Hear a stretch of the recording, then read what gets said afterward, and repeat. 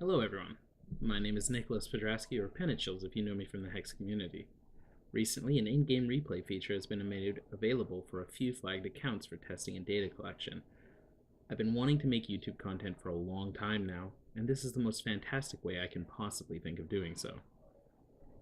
In these videos, I'm hoping to highlight interesting matches and moments from recent tournaments and games. If these prove popular enough, I'd love to also just show off spectacular moments from matches at any point, whether they be in a tournament or just played out on the ladder. Thank you for watching. I hope you enjoy. The first game I would like to show you today is from round 7 of the May Cosmic Clash. This will be game 1 between Bobinchese and Icecon. Bobinchese is the Dreaming Fox Diamond Sapphire player on the top. He's playing multiple removal actions, multiple value card draw actions, and value troops like Dark Heart of Nulzon, Silver Talon Adjudicator, and Eldorathian's Glory in an attempt to control the board long enough to be Psychically Ascend. Using Psychic Ascension allows him to transform into the Paragon of Thought, changing his charge power into a powerful 1 charge, create a random action that you meet the thresholds to play, and whenever you play an action, you create a troop of equal cost to that action's cost and put it into play. Notably, his deck has a Dread End, a couple of Denies, and 2 Dingles main deck to deal with serious threats. The bottom player here, Icecon, is running Blood Wild Kagulichu, and as you can see here, he's mixed up his threats a little bit. He's running 3 of a lot of troops that you would normally throw 4 of in, like Bride of the Damned, Cottontail, Explorer. Multiple threats in his deck are 2 and 3 ofs, like the Runir Hierophant, Paw of Yazakan, and the Gargulus that are just off to the side here. He's running a mix-up of removal, including 3 Rotcasts and 2 Strangles, which allow him to target different troops depending on the board state, a single Withering Gaze in the main, a single Gemborn Prowler, which helps him activate the Underworld Crusader's deck building restriction, and is basically trying to finish his opponent with either Yazakan, Rotpaw Gang, the Mistress of Bones, or claim an early game with things like the Runir Hierophant, the Underworld Crusader, or possibly a mid to late game finish with the Bride of the Damned's ultimate power. Sockets will be on the screen here for you guys. I would show the reserves, but we're just going to be watching game 1, so they're a little bit less important here. Now that we're in the game, you can see the starting hands for both players. Dreaming Fox is on the play, while Kagulichu is on the draw. Both players keep relatively safe hands, Dreaming Fox keeping an early turn 1 Thunderfield Seer, arguably the strongest turn 1 play in his deck, and Kagulichu keeping just a slew of removal and the Underworld Crusader threat. Like I said, Dreaming Fox did choose to go first in this match, winning the coin flip, lays down a Thunderfield Seer, hoping to get a little bit of card draw action going. Dreaming Fox is really going to be looking for that Psychic Ascension and wanting to get it out onto the board as soon as possible. And here we see probably one of the best hits for that Thunderfield Seer, the Lanapaw's Sight. Making the Lanapaw's Sight draw card with the Thunderfield Seer means that the Lanapaw's Sight effect, to give the next action, resource, and troop in your deck when you play this draw card, is going to have extra value for them, as they will prophesize the next action, resource, and troop, and then draw, meaning that they can draw one of the, it almost guarantees that one of the cards that they draw will then also draw a card. Additionally, that Thunderfield Seer gets in for 1 point of damage here. It's hard to evaluate just how valuable that is for the control player here, as they're not really trying to win through damage, but it's always nice to get free damage in. On the other side of the board, Kagulichu has managed to put down their 1 of Exarch of the Egg, which adds 2 Spiderling Eggs into the control player's deck. This is a little bit threatening. I mean, Spiderling Eggs do create Spiderlings when they eventually are drawn, which are 1/1 unblockables, but it's not the biggest threat for the Dreaming Fox deck, which is in particular holding on to Eldorathian's Glory.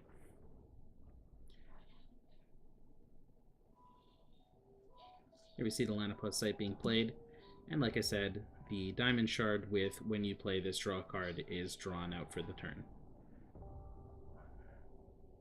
Thunderfield Seer no longer able to swing into the Exarch of the Egg, stimmies the little bit of damage that Dreaming Fox was going to be able to get through. On the other side of the coin, though, the Underworld Crusader comes down, socketed with speed, like mentioned earlier in the deck list preparation, is going to be able to swing in here and start putting a threat on as early as possible. The Diamond Sapphire player having no resources up, there was nothing to regret or fear here, and Kagalichi just swings in. The Thunderfield Seer chumps itself, gaining 4 health for Dreaming Fox. And here we see the Dark Heart of Nilzon drawn, a 4/4 for 5, normally with a minor and a major socket, and with +2 defense, and when you draw this it gets cost -2 for this turn. Not only can it be played this turn, but it's been prophesized by the Lanapos site to draw an extra card. So already we can see 2 of the prophesized Lanapos cards coming out, giving the Dreaming Fox player a fair advantage here. Additionally, the Dark Heart of Nilzon's ability forces the Kagalichi player to sacrifice off the Exarch of the Egg. On the other side of things, though, the Kagalichi player has found another Hero Fall, and their hand is looking fairly strong. They still have a threat on the board. They're going to be able to swing in this turn with the use of the Hero Fall, having already found Double Blood Threshold. And honestly, it's hard to fight against multiple major removal threats like Hero Fall, which we can see come out, hitting 2 more additional Dark Heart of Nilzons and avoiding them, removing them, any potential of drawing them for the Dreaming Fox player later in the game. Transmogrifate is used to try to reduce the amount of damage coming through from the Underworld Crusader, but we can see that that just turns it into a William Rowan. While the Kagalichi player won't get the advantage of putting actual Rowan into their deck and slowly moving it up to eventually pull it out, they get a 3/2 instead of a 4/4, only reducing the damage they're dealing by 1. Not an entirely substantial amount. Here we can see Dreaming Fox using the ability of the Wakuna coins to pay 2 and discard them to gain 2 health and draw a card, searching for an answer but finding a Spiderling Egg instead, playing out a resource, and then having to pass the turn and holding up Dingle. On the other side of the board, the Kagalichi player makes an educated decision, just swinging in, not necessarily needing to add any more threats to the board. They then play out their Munsagi coins instead of cashing them in. By playing out the Munsagi coins here, they bring themselves up to 5 total resources for later turns, gain a wild threshold which might be relevant for certain cards in their deck like the Gargalith, but they aren't able to draw the extra card that the coins would have otherwise enabled.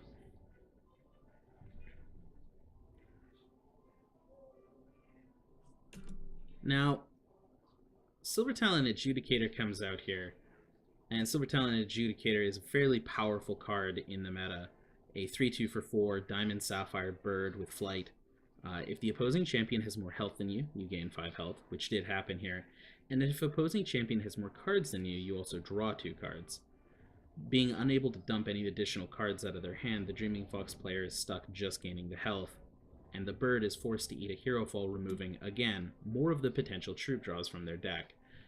If you remember back to the deck list preparation, you'll remember that the Dreaming Fox player had Eldorathian's Glories, Dark Hearts of Nilzons, Silver Talon Adjudicators, and Thunderfield Seers. Those are the only troops in their deck that they have outside of the Psychic Ascension. So they're in a little bit of a hard way here. We can see the Kagalichi Charge Power throwing a couple of things into the crypt, drawing out the Cottontail Explorer and a swing in, and then further crypt shenanigans with the Cottontail Explorer. At this point, the Kagalichi player has some fairly powerful threats already in the crypt, and their charge power will be relevant later on.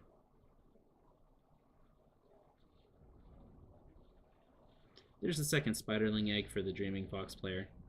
It's almost to their advantage that they get that out of the way early, allowing them to remove it when possible. Now, on this turn, the Dreaming Fox player is going to create an Oracle Song using the 7-charge power and activate that to draw 2 cards, finally finding the prophesized action from earlier, which is an Arcane Focus. I should point out that the current setup of the replay feature doesn't allow us to see what 2 cards were shown here, so it's impossible to see what the other card was, but the card they chose was a Transmogrifade. Or, sorry, I'm not sure which of those happens first. but they drew either the Transmogrifate or the Seer and chose the other one off the Arcane Focus. Both seem reasonable. Thunderfield Seer comes down onto play, sits on the board, and is going to provide a chump block here at some point. And I believe it's actually on this turn. The Thunderfield Seer is going to choose to get in front of the Cottontail Explorer, sacrificing a 1/1 body for 1 point of health. This means that 3 points of damage come through from the Rowan, but the Cottontail Explorer is going to be destroyed in response. This is an interesting choice to me just on the fact that the Eldorathian's Glory in hand does void all troops with defense 3 or less when it enters play, and it feels like with that play coming up, it might have been better to save the 2 extra points of health.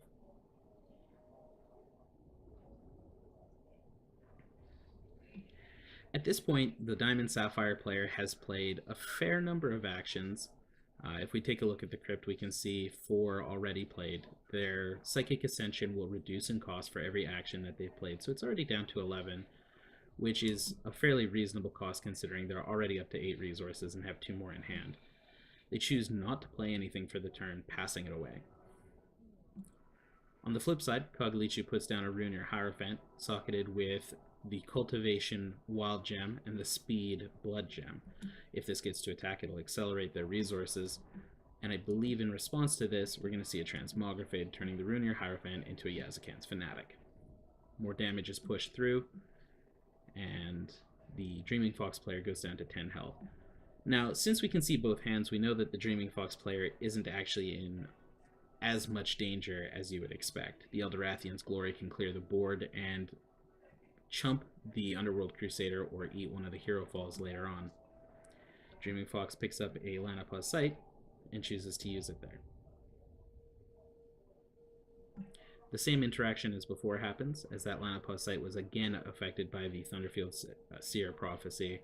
They draw the shard that draws a card, play that, and fill up their hand with another shard. Finally, the Eldorathian's Glory comes down, removing and voiding all of the troops on the board for the opponent and making things a little more clear for Dreaming Fox. Of course, we've seen this Hero Fall sitting in hand for a long time. It's removed, the other copy is voided, and sadly at this point, the only troops remaining in Dreaming Fox's deck are going to be the Thunderfield Seers, the 2 Thunderfield Seers remaining. Here we see a off-socket Underworld Crusader, Skyguard and Steadfast. Without the speed to swing in this turn, it's not quite as big of a threat, and much to the Dreaming Fox players' probably chagrin, they draw their 1 of Dread End and are able to turn the threatening 4/4 into a 1/1 and continue to control the board. The created Dreadling swings in, deals a little bit of damage, and a Gemborn Prowler hits the board.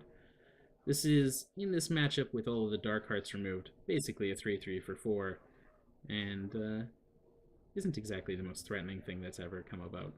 An Arcane Focus is drawn, which is used to pick up a Wakuna Coins. Those Wakuna Coins are discarded, and 2 resources are exchanged to draw a card and gain 2 health. We find a Transmogrifade, and again, Dreaming Fox appears to be in control of the matchup.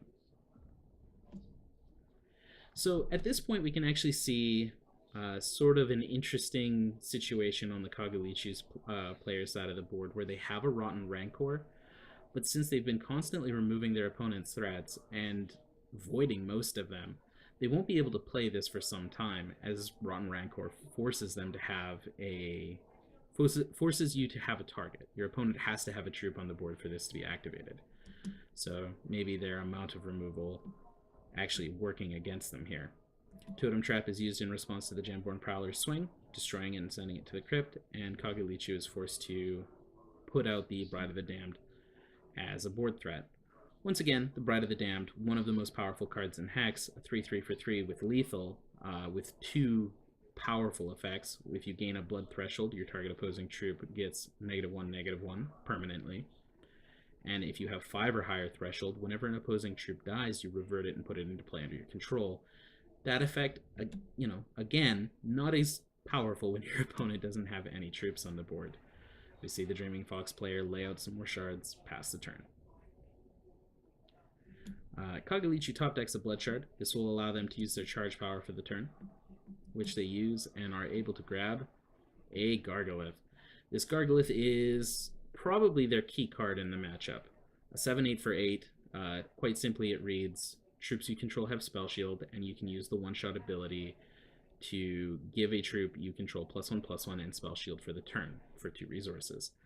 Now, it's notable here, and this is probably not immediately apparent unless you've been playing against Kagalichu a lot, but the replay doesn't show this. Dreaming Fox has noticed that this Gargolith exists. They realize that was drawn. The charge power displays the card to both players, so they know they have to hold this Dingle up for that now. They can't allow that to hit the board, or all of their removal immediately becomes useless. Drawing the Deny, they also have that option.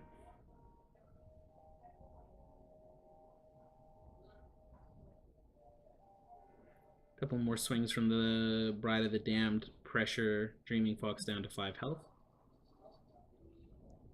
And while your health is a resource, it's important to note that you never really want to be as low as 5. Reaching 7 thresholds again, though, Dreaming Fox will be able to create another Oracle Song, activate it, draw 2 more cards, hitting a Thunderfield Seer, an Arcane Focus, and bringing their total deck down to 19 cards, 18 cards after using that Arcane Focus. Now, this is actually kind of a dangerous spot for Dreaming Fox. They need to find that Psychic Ascension quickly, or they're not going to be able to quickly close out the game. They might run out of cards. They're not able to play their Thunderfield Seer because they don't want their opponent to grab it with Bride of the Damned, and they're going to have trouble using the removal, knowing that the opponent has Gargolith and that it can potentially ruin anything they try to do. We see the Bride of the Damned swing in. Transmogrifate is the play, turning the Bride of the Damned from a 3/3 with lethal into a 2/2, Dong Scout, that can't be blocked by Underworld troops. They allow the damage to come through without using the Totem Trap, and the turn passes. They get the Wakuna coins here, which they sequence this about as well as anyone can imagine, using the Thunderfield Seer to prophesize the next card in their deck, using the Wakuna coins ability to pay 2 and draw a card and gain 2 health to draw, and don't find the action, instead finding a Well of Purpose.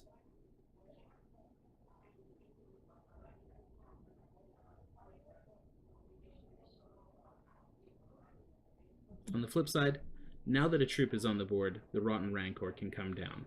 The Rotten Rancor allows you to target a troop in your crypt, bring it out into play, and battle target opposing troop.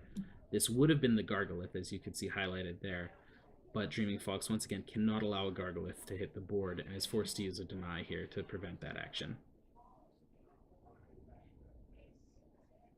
Kagalichi continues to keep the pressure up, destroys the Thunderfield Seer, swings in with the Dawn Scout, bringing Dreaming Fox from 5 to 3.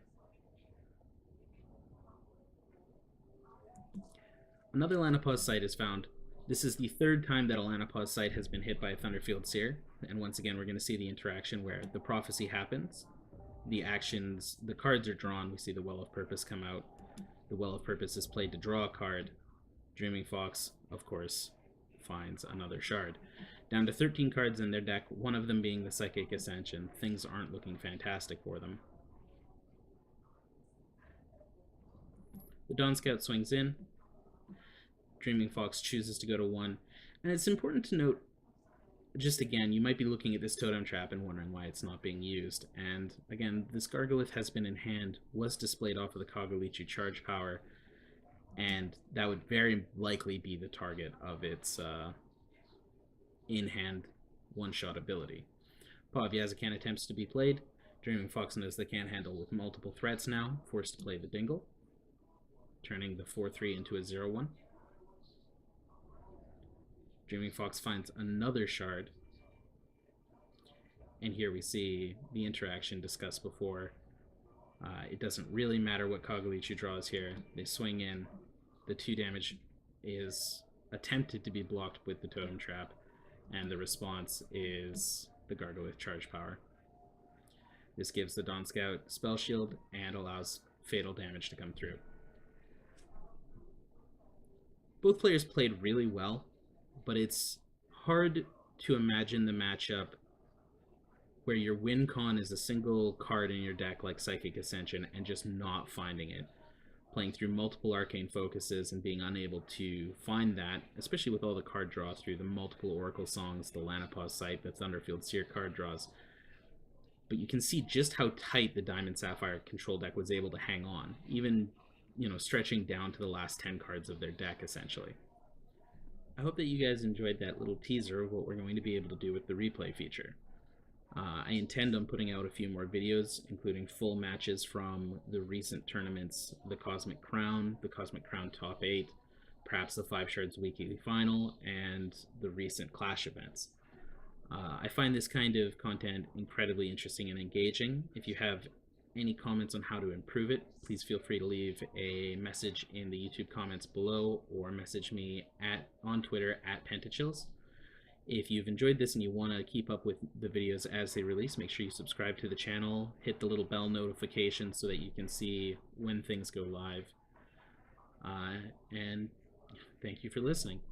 I hope you guys have fun in your games and stay lucky.